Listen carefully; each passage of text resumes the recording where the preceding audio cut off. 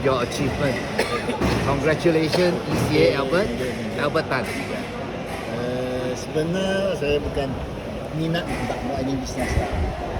Bila ini 2022 tu masa tu COVID lagi kan. Ini saya nak kawan itu siapa nama itu Kencai datang kembali sama dia. Dia datang cakap tentang itu awal-awal pen. Masa tu saya tengok itu pen kan langsung tak terselera. Apa benda ni? Habis nenek tadi sopan juga lah. Dia cakap cerita kita dengar. Tapi dan habis dia cakap itu apa marketing plan 139. Saya ingat dia nak kasih saya nak beli ke apa. Dia ajarkannya. Jadi sopan juga lah. Lepas 2 minggu datang lagi. Dah second time tu saya sudah ada pasang telinga sikit lah. Okey lah macam tu. Itu pun dan saya dapat keputusan. Lagi tunggu 2 minggu datang lagi. Masa tu saya sudah segan lah. Satu kawan datang 3 kali. Datang kita tak nak layan kan. Jadi lepas tu dia jemput saya datang waktu. Saya datang lah. Tapi saya datang saya beli sebenarnya saya beli 2 pasang lapen sama itu socks. Saya beli itu untuk semen mini. Masa tu saya sudah buat ini ukuran lah. Saya sudah tahu semen mini buat ukuran saya sudah tahu.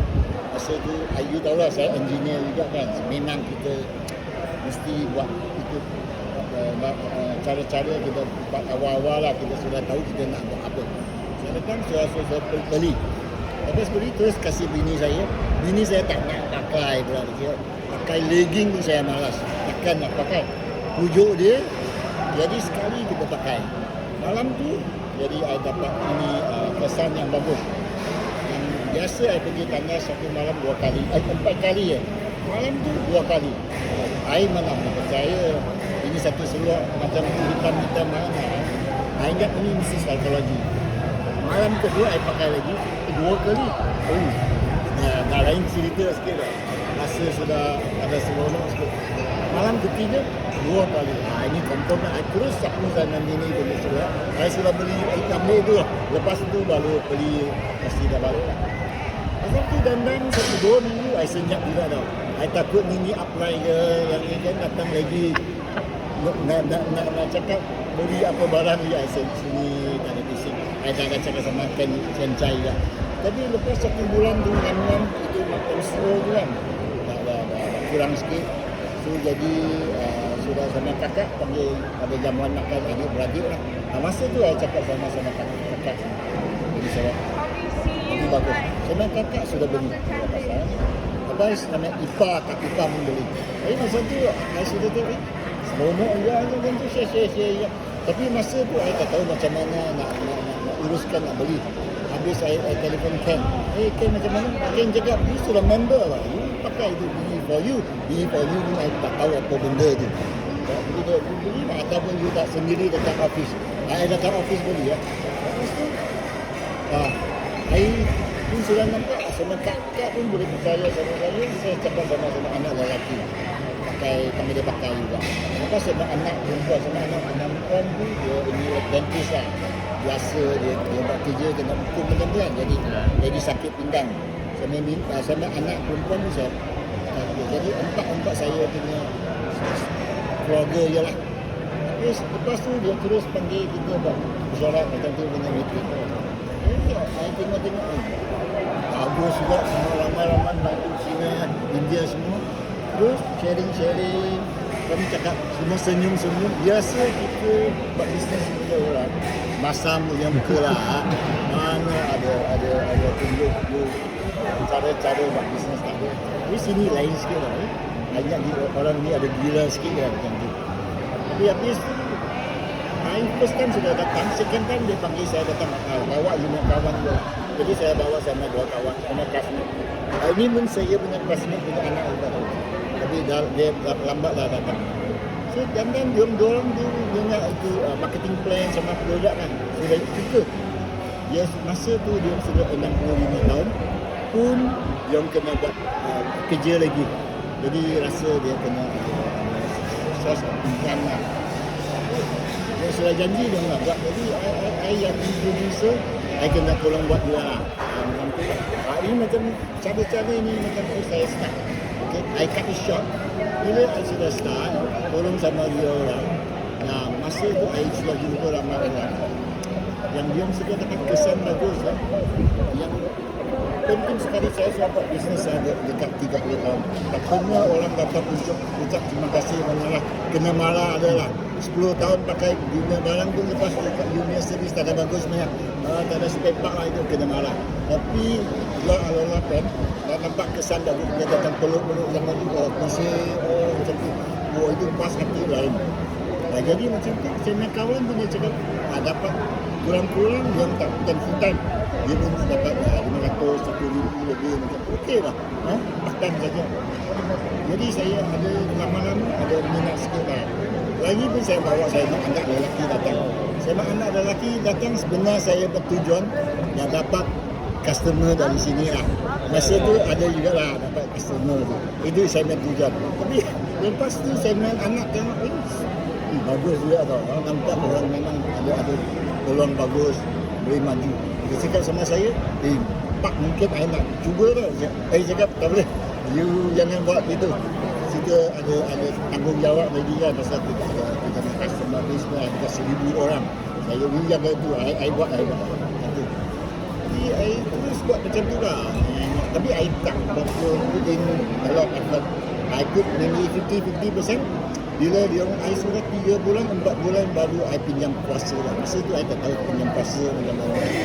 First 2-3 months yang I punya buat bisnes saya sendiri pakai baling saya cakap sudah dapat nak nak kakak percaya lah sama anak semua mesti layan saya punya. Macam tu jadi saya 1 bulan pun jadi ambil segar.